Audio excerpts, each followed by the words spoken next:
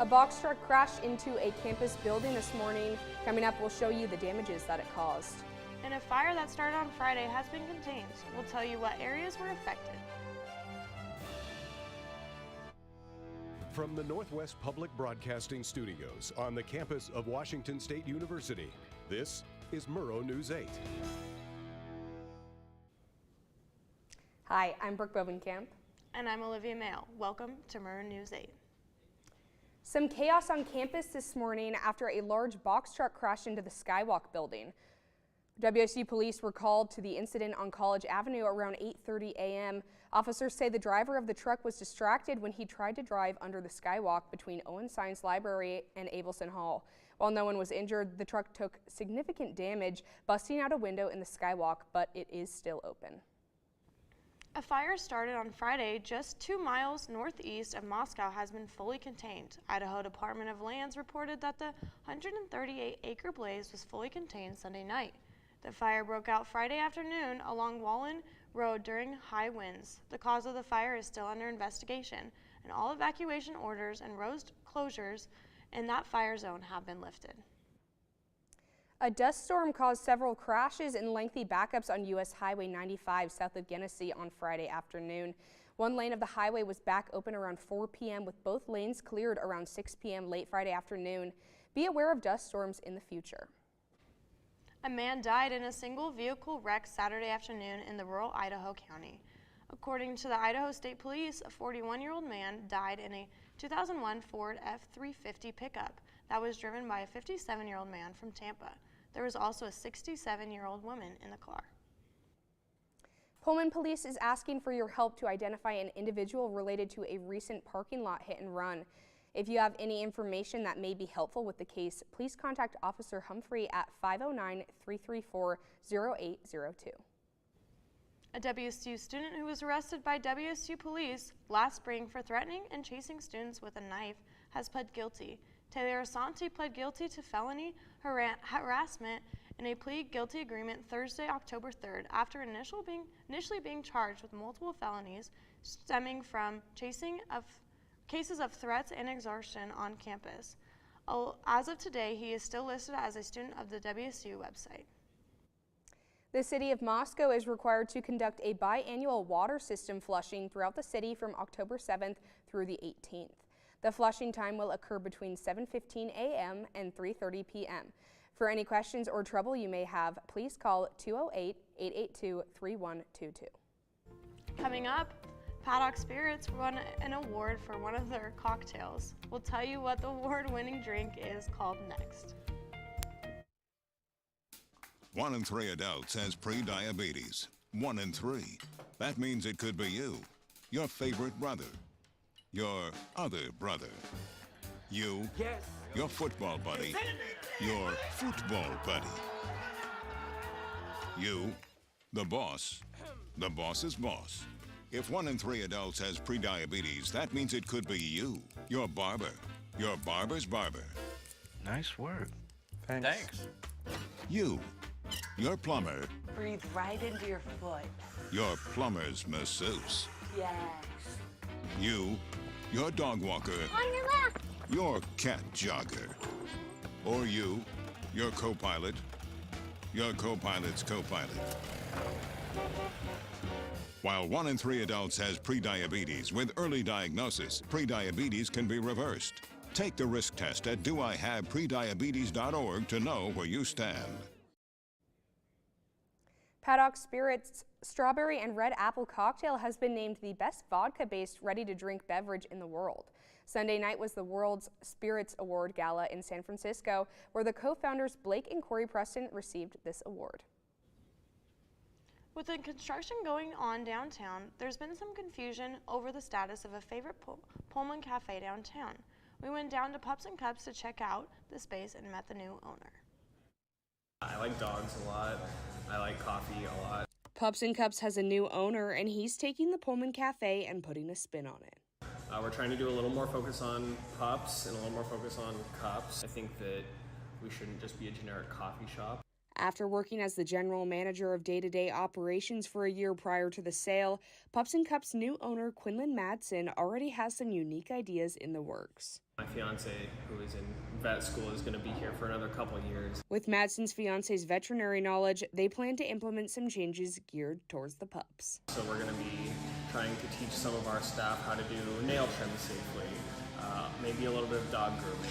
Moving away from pups and more towards cups. Our drinks have been in the past a little bit, in my opinion, sweet, so we're trying to do a little bit more of the coffee flavor. So I think it used to be that we had 2 shots for all of the drinks, but now we're doing it so it's 2 shots for the 12 ounce, 3 shots for a 16 ounce, 4 shots for a 20 ounce. And there's some other updates to the menu. Like a student discount, we have a vet student discount, so we have a large student body that comes in to study, especially on the weekends. But don't worry, they didn't forget about the pups up in the front. If you want to buy a pup cake for a dog at the Humane Society, you can make that purchase and then I'll set aside the pup cake for the dog. So this is currently what the front of the Pups and Cups entrance is looking like. A lot of construction going on, but they do have a big sign in the back of their shop leading to the back door, and they're very excited to welcome you and your dogs in. Moving forward, Madsen is eager to get the ball rolling and says they have already applied for a new liquor license that would allow them to serve mixed drinks for more of a bar vibe around 2025. The League of Women Voters are holding a forum tonight in Moscow with candidates for local Idaho legislative seats. The forum is from 7 to 8:30 at the Latah County Fairgrounds in Moscow. There is a need for more volunteers for the upcoming Special Olympics Washington East Region Bowling Competition. This event will be held Saturday, October 12th from 9:30 a.m. to 2:30 p.m. at Zeppo's Lanes in Pullman. Availability shifts include all-day shifts or short AM and PM shifts. Register by 8 a.m. Wednesday or pre-register at the Special Olympics portal. The Washington State University Career Expo Fair is tomorrow from 11 a.m. to 3 p.m. at the Beasley Coliseum. Keys to a successful expo is to research companies that are attending the fair, attend workshops, have a prepared resume, dress professionally, and prepare a 30-second introduction.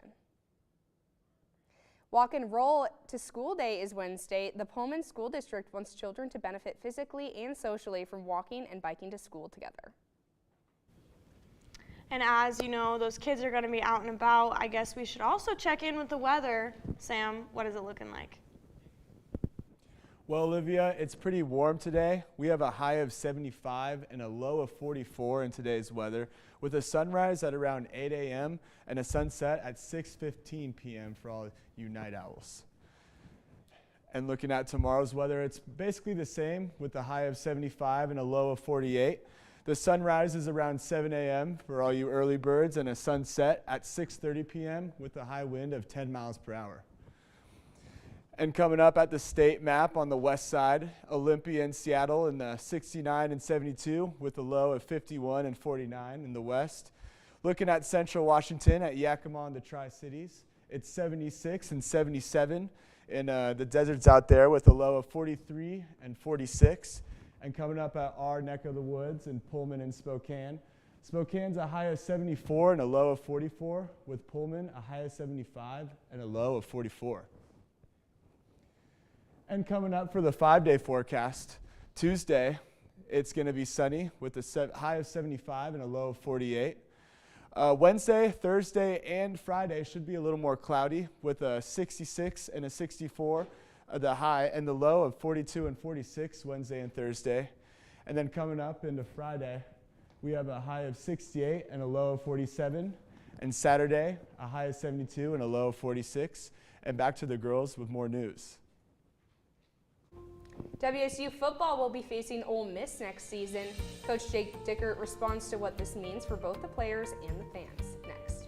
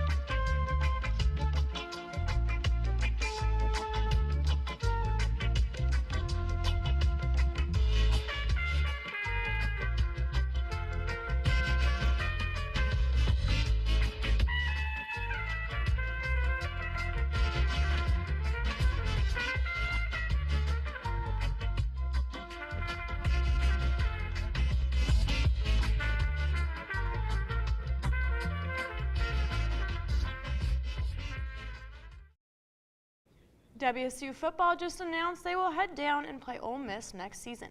Coach Sticker had a few words about this news. Before the new Pac-12 starts in 26. So obviously a big challenge, top 10 team on the road. I think Coug fans will be very excited to go down there and have a great experience. So our players will be fired up when that time comes. The Cougs look prepared to play Fresno State this Saturday, the 12th. The game will be down in Fresno, California, and kickoff will be at 4 p.m. In other news, WSU volleyball took a tough loss to Pepperdine 3-1 Sunday. Even though the Cougs did not come out with the win, Katie Ryan still had an impressive day with hitting her 1,000th career kill. Volleyball's next game will be on the 10th at University of Pacific at 6 p.m. Washington State women's swimming closer season opening weekend at Fresno State Invite with 3 individual wins and a relay win Saturday morning in Fresno. Swimming stays home for their next match on October 11th at 5 p.m. against Northern Colorado. Washington State tennis captured 5 of 6 single matches on the final day of play Sunday at the Husky Invitational played at Nordstrom's Tennis Center. WSU soccer tied Loyola Marymount 1-1 Saturday night in Los Angeles. The Cougars' fifth-year senior Lindsey Turner scored the match's opening goal in the 13th minute, her second goal of the season. Before LMU drew level in the 35th minute, Washington State returns to the Palouse to host a pair of WCC matches against St. Mary's Wednesday, October 9th at 7 p.m. and Saturday, October 12th versus Portland. The Washington State men's golf team continues its fall season by heading down to Corvallis for the Oregon State Invitational today and tomorrow. Currently, the Cougs sit tied for 7th place with a 5 over par. WSU men's lacrosse team won their scrimmage at the University of Idaho in Kimball Dome yesterday. The Cougs won 17-3 and start their fall ball season 1-0. Their next scrimmage is Friday in Spokane versus the D2 national champions, Montana State University. Coming up after the break, SpongeBob is celebrating its 25th anniversary. How Wendy's is bringing a Krusty Krab favorite to life. It feels like no matter where you look, the state of the world's getting worse. Oceans full of plastic, an endless amount of waste, an impossible task ahead of fixing our beloved planet. The Krusty But Krab. change can't happen if you do nothing. So here's where you should start. Reduce. Why? Because Americans produce more than 200 million tons of waste every year, and you don't want to add to that. Reuse. Why? Because reusing and repurposing cuts back on unnecessary waste, and it gives things a chance at new life. Recycle. Why? Because recycling creates jobs, it helps our community, and it helps our planet. And after doing all this, what will we be left with? We'll be left with a planet that will slowly start to heal. We'll be left with more money in our pockets. We'll be left with more opportunity for work. And most importantly, we're left with hope for the future. So reduce, reuse, recycle. Wendy's is helping SpongeBob celebrate 25 years by selling Krabby Patties. They're also offering a vanilla frosty with pineapple mango puree swirl. Both items will be available for a limited time. That's exciting news. I've been more into Wendy's lately, so I'll have to check it out. I feel like nowhere's really done that before, so. And I'm excited, I was a fan of SpongeBob growing up, and I will be making the trip to Moscow for that. Yeah. Definitely. Thank you so much for joining us. For more coverage, go to our socials, and for past shows, visit our YouTube page. Have a great night.